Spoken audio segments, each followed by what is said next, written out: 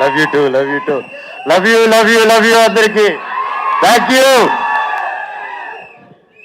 ఏది ఏమైనా కానీ ఈ ప్రేమ ఉన్నంతగా నన్ను ఎవరు ఏమి చేయరప్ప.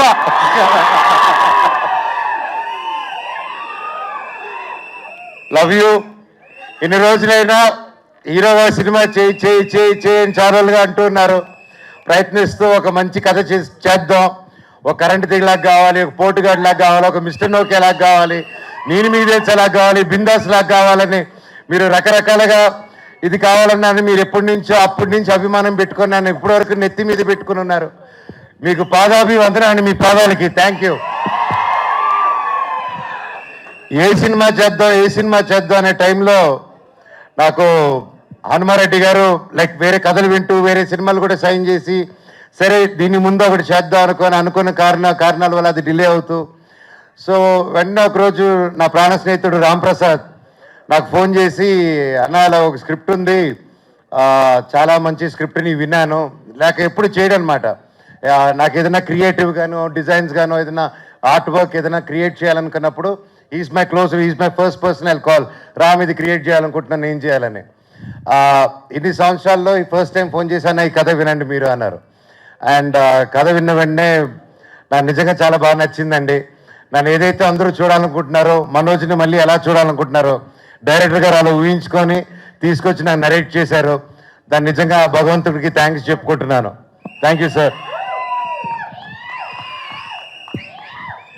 ఇందాక మా హనుమాన్ రెడ్డి గారు మాట్లాడుతూ హీరోతో చెప్పేటప్పుడు ఫస్ట్ సిట్టింగ్లోనే ఓకే అయిపోయింది, మన మ్యూజిక్ డైరెక్టర్ గారితో కూర్చున్నప్పుడు ఫస్ట్ సిట్టింగ్తో ఓకే అయిపోయింది, మన యాక్షన్ మాస్టర్తో ఫస్ట్ సిట్టింగ్లోనే ఓకే అయిపోయింది అని చెప్పారు. సార్ క్లారిటీ ఇవ్వండి సార్.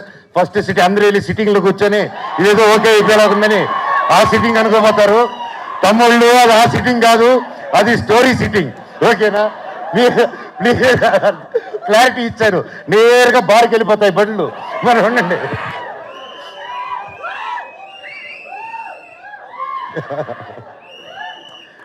అలాగే ప్రొడ్యూసర్స్ వెంకటరెడ్డి గారు ప్రతి ఒక్కరు ఇక్కడికి వచ్చి మాకు సపోర్ట్ చేస్తూ ఈ సినిమాని హనుమాన్ గారు నమ్మి మమ్మల్ని అందరూ నమ్మి ఇన్ని కోట్లు పెట్టి ఒక ఏమాత్రం తగ్గకూడదు.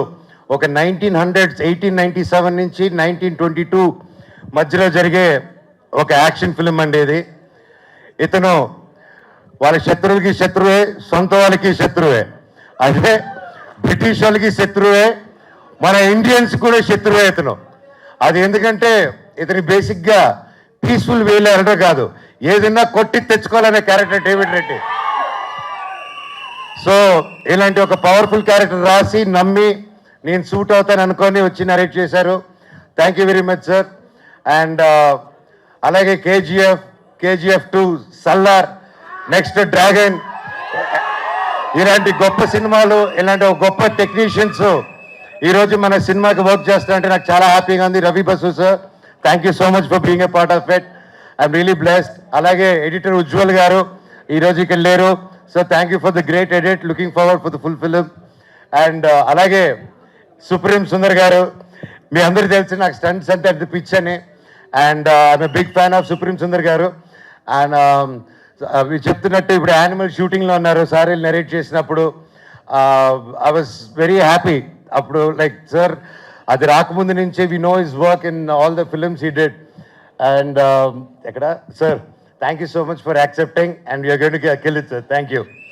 అండ్ మా డిఓపి ఆచార్య వేణు గారు లేరు ఈరోజు ఇక్కడ, ఈవెంట్ మిస్ అయ్యారు. Sir thank you so much, I'm looking forward to work. పేరున థ్యాంక్ యూ. అండ్ ఇది గ్లిమ్స్ కాబట్టి the speed of David Reddy, మీరు ఆ బైక్ చూస్తుంటారు, ఆ బైక్ వార్ డాగ్ అండ్ వాడి చేతిలో ఉన్న బ్యాటే డెత్ నోట్ అనమాట. సో ఇవి రెండే వీడి ఆయుధాలు, వీళ్ళు బెస్ట్ ఫ్రెండ్ సినిమాలో. అండ్ ఇంకా చాలా మాట్లాడాలని ఉంది, చాలా చెప్పాలని ఉంది, కానీ ఇది గ్లిమ్స్ కానీ ఇక్కడితో ఆపుతాను. Thank you so much Mounika, Dhairav, Devasena for being there with me all the time. Love you all, God bless you all.